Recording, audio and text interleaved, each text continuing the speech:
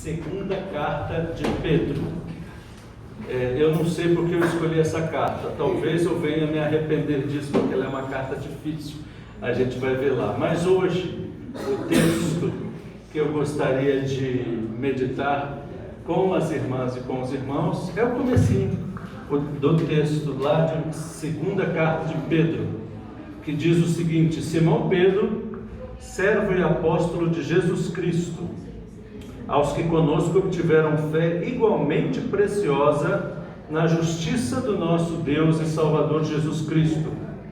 Graça e paz vos sejam multiplicadas no pleno conhecimento de Deus e de Jesus Cristo nosso Senhor, visto como pelo seu divino poder nos têm sido doadas todas as coisas que conduzem à vida e à piedade, pelo conhecimento completo daquele que nos chamou para a sua própria glória e virtude.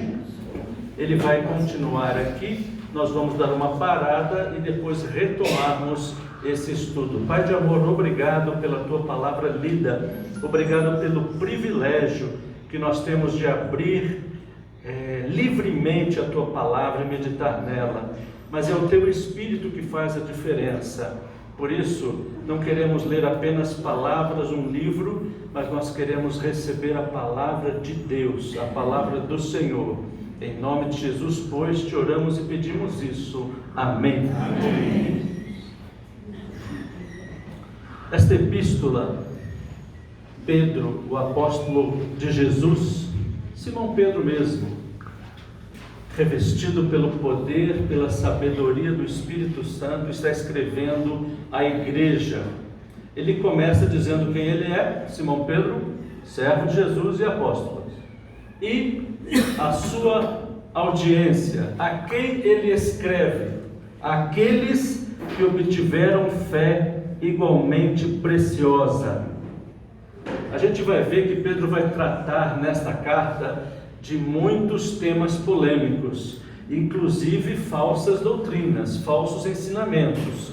Por isso, alguns desses ensinamentos dos gnósticos que nós vamos ver depois, falavam que o conhecimento de Deus era para poucos, uma classe privilegiada, uma fé especial, não era a fé de qualquer um. E Pedro já começa, quando ele identifica a sua audiência, ele fala assim: aos que conosco obtiveram a mesma fé, igualmente preciosa. A sua fé é a mesma fé do pastor Odilo, do pastor Gilberto, ou minha. A nossa fé não tem diferença. Jesus nos salva a todos indistintamente. Fé igualmente preciosa. Essa é a distinção que ele faz. Não tinha nenhuma fé especial. E ele diz: graça e paz no conhecimento de Deus e de seu Filho. Podemos todos conhecer a Deus. É assim que ele se apresenta, é assim que ele abençoa na sua saudação a todos aqueles para os quais ele escreve. Na primeira carta, ele fala que escreve a todos os crentes dispersos, judeus, gentios, mas principalmente aos judeus que estavam dispersos pelo mundo todo. Agora ele não faz essa distinção. A todos os que obtiveram fé igualmente preciosa, graça e paz vos sejam multiplicados no pleno conhecimento. Não é um conhecimento para uns e um conhecimento para outros, não. Todos temos a oportunidade de ter o pleno conhecimento de Deus. É um privilégio de todos nós. Visto como pelo seu divino poder, prestemos atenção na palavra, nos têm sido doadas todas as coisas que conduzem à vida e à piedade, pelo conhecimento completo daquele que nos chamou para a sua própria glória e virtude. Você crê que tem tudo o que precisa? O apóstolo está falando aqui uma coisa importante. Não por qualquer força ou poder ou conta bancária, mas pelo poder divino, tudo nos foi dado. Tudo o que conduz vida, tudo que nós precisamos para viver, já é nosso em Jesus. Nos foi dado. Você compartilha a fé, você já tem tudo o que é necessário. Lhe foi doado. Não foi comprado por você, não quer dizer que o seu esforço adquiriu, não quer dizer que os seus 30, 35, 40, 50 anos de trabalho granjearam para você. Não! De graça recebemos tudo o que nos conduz à vida. Tudo o que nós precisamos nós temos, Deus nos dá. Podemos pedir alguma falta aqui ou acolá, até para o exercício da nossa fé e da nossa oração, mas já é nosso em Jesus. Tudo o que nós precisamos para viver e para sermos piedosos. Essa é uma palavra muito interessante que nós vamos observar aqui durante o nosso estudo dessa carta. Piedade. Quem conhece aqui alguém chamado Pio ou Pia ou Maria Pia? Era um nome mais comum lá no passado, né? Alguém conhece Maria Pia? Ah, que legal. É um nome muito bonito. É um nome muito bonito que fala da piedade. Não é uma piedade qualquer. Outro dia nós estávamos chegando de carro lá na Cristolândia, em Ceilândia. Uma irmã que está aqui conosco, a Ana Helena, aniversariante dessa semana, viu um cachorrinho diferente. A gente tem um monte de cachorros, né? Ela viu um cachorrinho diferente, porque o cachorrinho estava na rua, estava com uma coleirinha bonitinha e estava completamente perdido, como se nunca tivesse andado na rua. A gente já deduziu de cara que era um cachorro de família, né? E que tinha fugido. Encurtando a história, ela compadeceu-se, ela teve piedade do cachorro, né? E quando chegamos, ela voltou, procurou, entregou o cachorro para a família e de quebra levou três alunos para o projeto Viver. Foi uma bênção, né? Foi uma bênção. É a piedade, a dó, a compaixão. Não é essa que nós estamos falando. Nós estamos falando de uma outra piedade, uma piedade que é o sentido o mais original da palavra. Em inglês, sabe como se escreve essa palavra? Godliness. É a vida de Deus, a característica de Deus. Ser piedoso é ser mal comparando como Deus. Ter as características de Deus. Nós temos aqui um professor de grego, sabiam? Paulo fala assim: honrai a homens como esse. A gente precisa honrar a homens como o pastor Odilo. Ele morava em Araraquara e o seminário era em Bauru, faculdade Fatel em Bauru. Ele ia lá para ministrar aula de grego. Sabe por quê? Porque não é fácil arrumar professor de grego. Procura aí, quem sabe grego aqui? Eu não poderei contribuir. Só a Maria. Só a Marie e a Alice. Bem lembrado. Só a Marie e a Alice. Nem estão aqui para nos ajudar hoje. Em grego, essa palavra significa Eusébion. E isso é fantástico. Eusébion. Sabe por quê? Porque um crente do 4º século, historiador chamado Eusébio, deu o seu nome a essa característica. Que testemunho maravilhoso! Vocês acreditam? O camarada deu o seu nome, o seu testemunho foi de tal sorte piedosa a sua vida, que hoje, se falar em piedade, em grego você falar, seja como Eusébio. Isso é testemunho, hein? Que coisa maravilhosa. Além de tudo que você precisa para viver, Deus te dá tudo o que você e eu precisamos para sermos piedosos. Amém. Pios, santos, características de Deus. É isso que Ele dá para nós. Não confundir com compaixão. Já falei, já até dei exemplo. Nós voltaremos a essa palavra ainda, quando nós compararemos as vidas piedosas dos que aguardam Jesus, e lá no capítulo 3 ele vai falar sobre vidas impiedosas, daqueles que não creem que Jesus voltará. A vida de Jesus está demorada, já falamos sobre isso aqui, né? Comamos e bebamos que amanhã morreremos. Vidas impiedosas, por não crerem na volta do Senhor Jesus. Como é que nós podemos ter vida piedosa? O texto diz, pelo conhecimento de Jesus. Jesus é a fonte da piedade, Jesus é a fonte do conhecimento. Se nós conhecemos mais de Jesus, se nós imitarmos mais a vida de Jesus, nós seremos mais pios, nós seremos mais piedosos, nós seremos mais a vida que Ele viveu e quer que nós vivamos. Dele eu recebo o que eu preciso, só Ele pode nos satisfazer. Ele nos chama para a sua própria glória e virtude, seremos semelhantes a Ele na eternidade.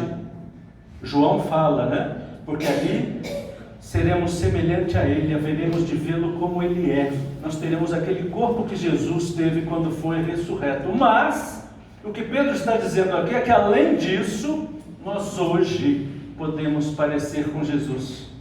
Hoje nós podemos parecer com Jesus, ser dele e compartilhar a sua própria glória e virtude.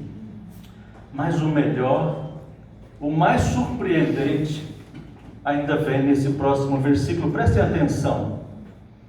Pelas quais nos têm sido doadas as suas preciosas e muito grandes promessas, para que por elas vos torneis, preste atenção, coparticipantes da natureza divina, livrando-vos da corrupção das paixões que há no mundo.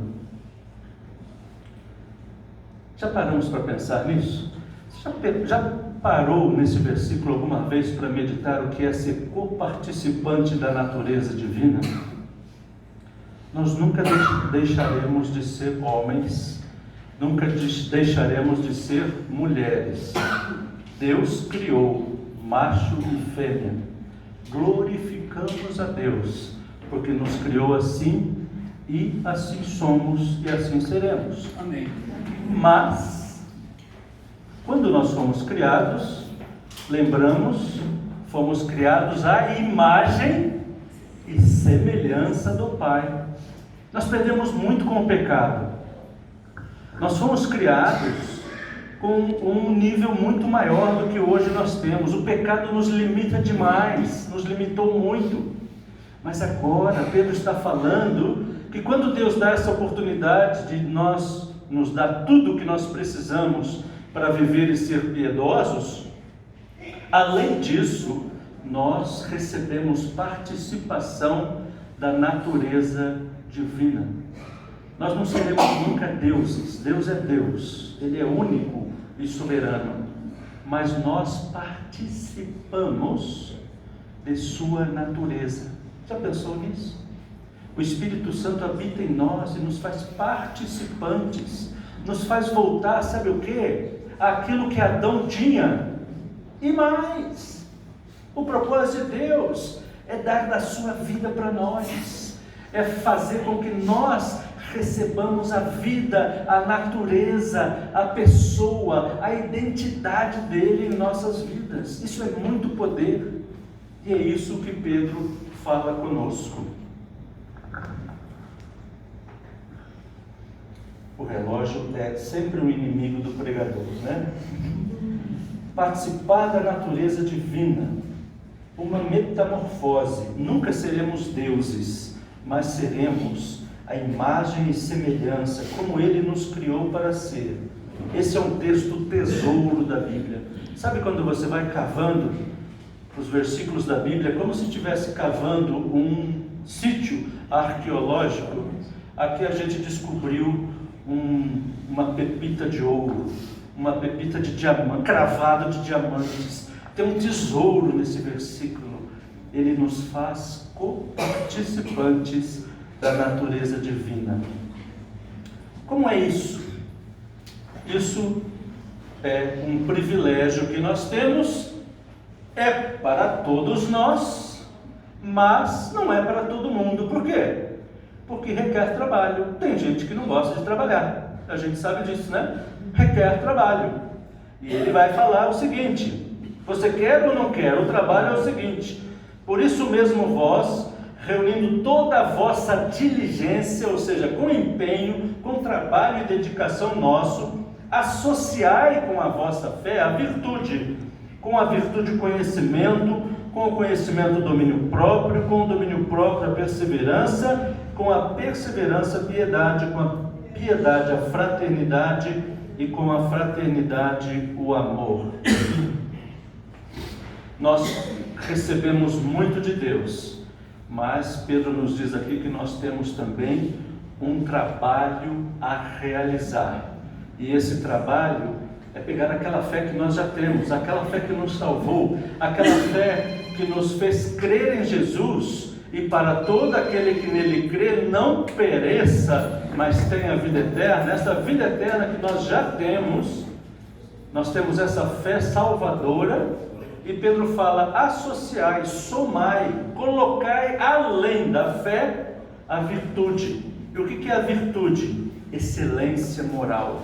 Excelência moral, abster-se dos vícios, abster-se dos maus pensamentos, vitória sobre as tentações. Então a virtude é isso, é uma predisposição para o bem, para fazer o que é certo, para os bons hábitos. Além da virtude, o conhecimento, não o conhecimento intelectual, que tem o seu valor, mas estou falando do conhecimento do Espírito Santo, o conhecimento espiritual, o conhecimento que faz com que nós cresçamos. Eu termino hoje, nós não vamos poder prosseguir por causa do tempo, mas eu termino hoje com o testemunho do meu irmão chamado Domingos Aquino. Ele já está na glória, porque quando eu o conheci, eu tinha essa estatura e ele já era bem velhinho mesmo. E não tinha cultura nenhuma, mal falava o português. Morava em Miranda, Mato Grosso do Sul, amigo do peito do meu irmão, do meu avô, perdão. E esse homem, apesar de pouca cultura formal, tinha um conhecimento tão grande. Já viram pessoas assim? Pessoas que não têm cultura formal, mas por causa da sua fé em Jesus, eles têm um conhecimento tão grande, eles têm uma cultura que ultrapassa. Então a gente tinha prazer de ouvi-lo, e embora a gente tivesse às vezes dificuldade de compreendê-lo, o que ele falava era da sabedoria de Deus. Nós precisamos desse conhecimento. Conhecimento intelectual é importante. Saber o que acontece, banco de escola, é importante. Não desvalorizemos isso. Isso é importante. Quem falou aqui hoje na mesa foi o Ari, que ele ao testemunhar e depois de ser perguntado, identificou-se como um crente batista. Alguém falou o quê? Esse pessoal é muito inteligente. Esse pessoal é muito inteligente, né? O batista é muito inteligente. Então parabéns aos batistas que estamos aqui, né? O batista é muito inteligente. Mas a cultura é importante, mas nós não estamos falando dessa cultura, nós estamos falando de conhecimento de Deus, conhecimento espiritual, esse que só tem em Jesus, esse que nós precisamos buscar pelo Espírito Santo e na sua palavra, na revelação da sua palavra. Por isso nós estamos dedicando tempo aqui para abrir a Bíblia e ver o que ela diz, não o que o Alípio pensa, o que o Alípio diz, mas o que a palavra nos diz. Associai a vossa fé a virtude, e a virtude o conhecimento. Os demais 5 características a gente vai dar continuidade na semana que vem, Deus permitindo. Amém? Obrigado, Senhor, pela tua palavra. Obrigado pela oportunidade de abri-la e meditar nela expositivamente. Te agradecemos e pedimos as tuas bênçãos sobre nós. Ajuda-nos a crescer no conhecimento e, além disso, abençoa também nossas necessidades. Nós pensamos nos nossos enfermos, agradecemos imensamente a visita da Girlene aqui conosco nessa tarde e vê-la tão bem como a vimos e saber que temos orado por ela, individual e coletivamente, ainda na semana passada. Continuamos a te pedir, Senhor, por todos os demais enfermos que foram mencionados, inclusive o Jesumar, que não passou bem hoje, que o Senhor possa acompanhá-lo, restaurá-lo, restaurar toda a sua saúde. Abençoa todos os nossos demais queridos, vá ao encontro deles, Senhor, em suas necessidades, em suas enfermidades. Nós assim te pedimos e agradecemos no nome de Jesus. Amém. Amém.